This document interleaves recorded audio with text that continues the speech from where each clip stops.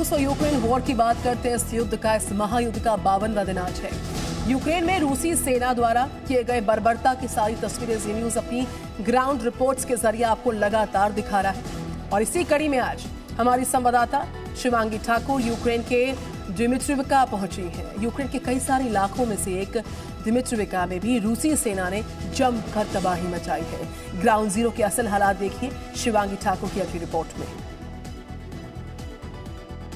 Ukraine के एक और ऐसे इलाके में हम मौजूद हैं जहां पर रूसी सेना ने कब्जा जमाया था। ये महिला जिनका नाम जीना है और ये इलाका जो है वो दिमित्रिविका है। देखिए ज़रा, इनका ये घर बन रहा था और उसी दौरान रूस की सेना यहाँ पर पहुंची। उन्होंने आक्रमण किया, टैंक्स यहाँ तक पहुंचे और जिसके बाद लगातार बमबारी हुई।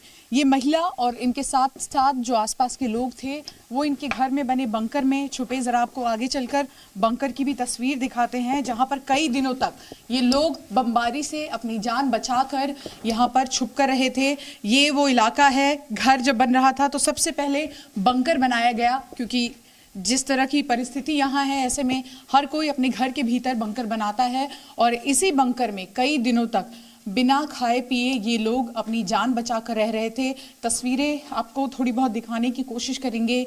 यहाँ गुप्त अंधेरा है, सांस लेने में काफ़ी दिक्कत हो रही थी, लेकिन बाहर बमबारी लगातार जारी थी जिसकी वजह से ये लोग जान बचाकर यहाँ पर रह रहे थे। रूस की सेना आई, इनके डॉक्यूमेंट्स चेक किए, इनसे सवाल पूछे और कुल मिलाकर लगातार इस पूरे इलाके पर बमबारी करते रहे।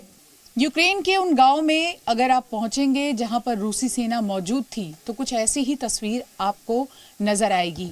ये गांव दिमित्रिविका है और यहाँ पर लोगों के घरों की कुछ यही हालत है।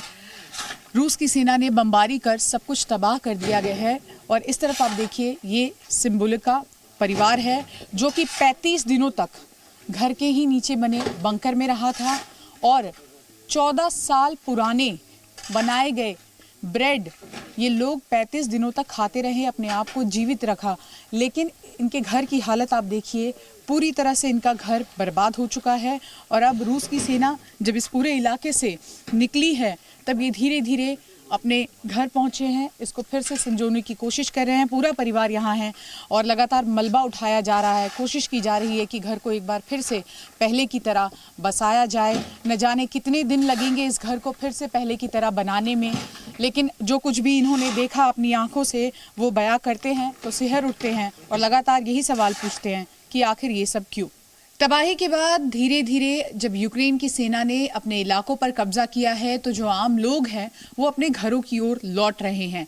कुछ ऐसे लोग हैं जो यहाँ आते हैं, अपना सामान लेकर फिर सुरक्षित जगह पर चले जाते हैं और कुछ ऐसे लोग हैं जो वापस यहाँ रहना चाहते हैं। जो लोग रहना चाहते हैं उनके लिए कई ऑर्गेनाइजेशन यहाँ पर काम कर रहे हैं और देखिए इसी तरह से मानवीय सहायता जो है वो उन्हें दी जा रही है। कपड़े हैं, इसी के साथ साथ आप देखिए खाने पीने का सामान है, मेडिकल सप्लाईज है। लोगों को जिस तरह की भी यहाँ पर फिलहाल ज़रूरत महसूस होगी वैसी ज़रूरत यहाँ दी जा रही है। और देखिए जो भी यहाँ पर आता है इस तरह से उनकी जानकारी ली जाती है, उनका नाम लिखा जाता है, क्या क्या सामान वो यहाँ से लेकर जा रहे हैं इस डायरी में नोट किया जाता है। इस वक्त ये महिला आप देखिए नोट कर रही हैं, गाँव के लोग यहाँ पहुँचे हैं और हर तरह की यहाँ पर सहायता इन्हें देने की कोशिश की जा रही है, चाहे वो मेडिकल हेल्प हो, चाहे खाने पीने का सामान हो, चाहे ठंड के कपड़े हो।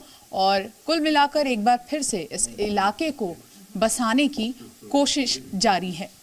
यूक्रेन से कैमरा पर्सन शेखर के साथ शिवांगी ठाकुर, जी media. Presenting B News app available on Google Play and App Store. Download it now.